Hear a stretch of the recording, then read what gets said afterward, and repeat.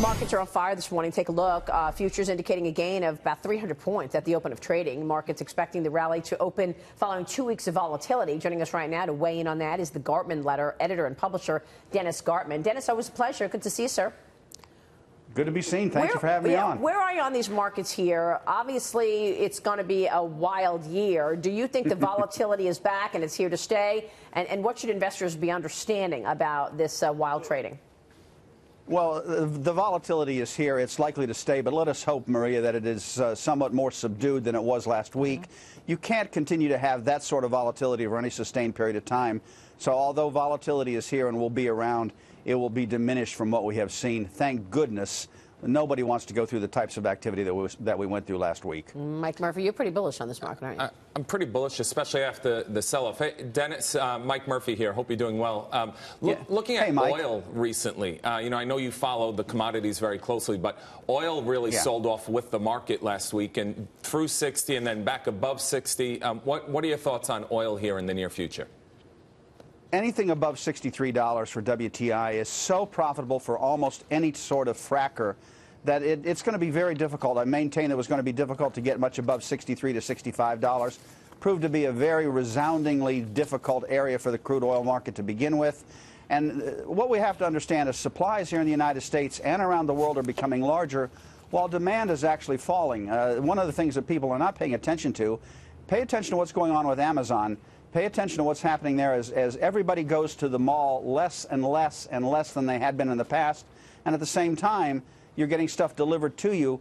Perhaps that means a tenth of a gallon, a fifth of a gallon, half a gallon of gas used less each month by every automobile driver in the United States. But that weighs heavily upon the market. Yeah, that's an interesting point. So I think that people are missing that fact. The supplies are increasing and demand is at the margin decreasing, and I think we need to pay attention to that. It's going to be very difficult for crude oil to sustain any sort of rally from here on out. Well, Dennis, it's Dagan McDowell. That would be commodity inflation. But what about wage inflation and the thing that would potentially drive the Federal Reserve to act more aggressively? That seemed to be one of the bigger fears in the last couple of weeks. Was that fear justified, in your opinion?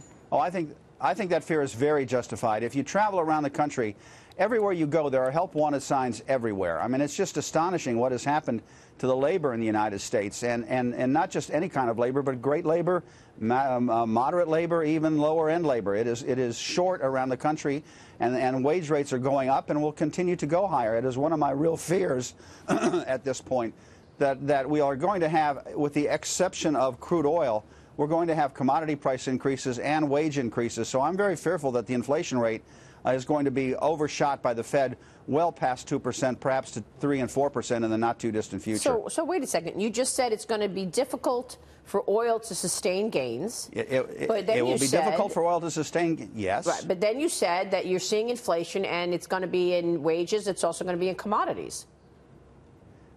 You can have crude oil prices falling rather sharply and still have grain prices going up.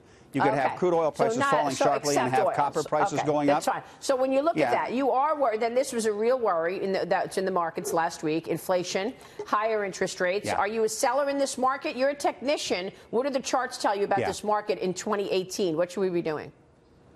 I think that it's wise on any type of strength, today's strength, and if we got a little bit more, if we moved another 200 Dow points higher in the next 2 or 3 days, I think it would be wise for the average American who is heavily laden with stocks, more than he has had in the past several years.